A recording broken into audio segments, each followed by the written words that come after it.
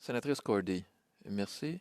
Honorable sénateur, je suis vraiment ravi de me joindre aux autres leaders aujourd'hui pour accueillir notre nouveau sénateur, un compatriote du Cap-Breton avec qui j'ai le plaisir de travailler depuis plusieurs années au service des Néo-Écossais. Sénateur Cosner, oh, ça va prendre du temps à s'habituer à cette formulation. Au nom du groupe progressiste du Sénat, nous sommes ravis de voir que vous continuez à servir le public et nous vous souhaitons la bienvenue à la Chambre haute. Je pense que nous connaissons tous la longue carrière du sénateur Cosner en tant que député et je remercie le sénateur Gould d'en avoir relaté les grandes lignes. J'ose dire que nous savons tous également qu'il est un fervent partisan de son équipe bien-aimée, les Maple Leafs de Toronto. Mais nous lui pardonnerons cela, car je dirais que l'équipe l'a suffisamment fait souffrir au fil des ans.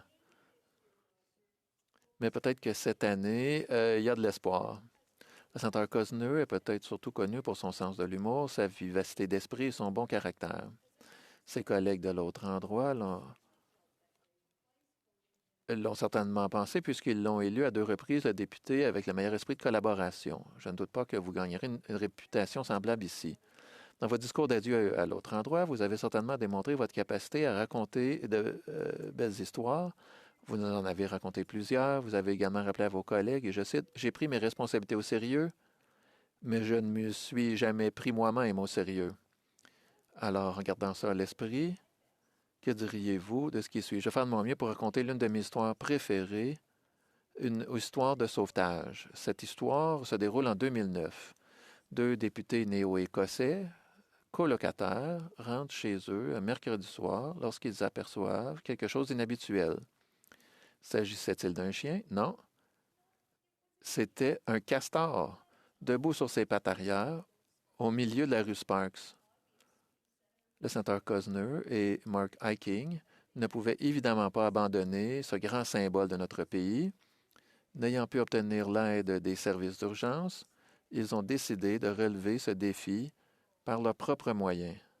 Il leur a fallu 1 heure de lutte acharnée et d'interruption de la circulation, mais ils ont finalement réussi à ramener la pauvre créature dans la rivière des Outaouais. Comme tous ceux qui ont passé du temps avec ces deux-là, le castor était réticent à quitter ses nouveaux amis. Mais, d'un dernier coup de queue sur l'eau, il s'en est allé.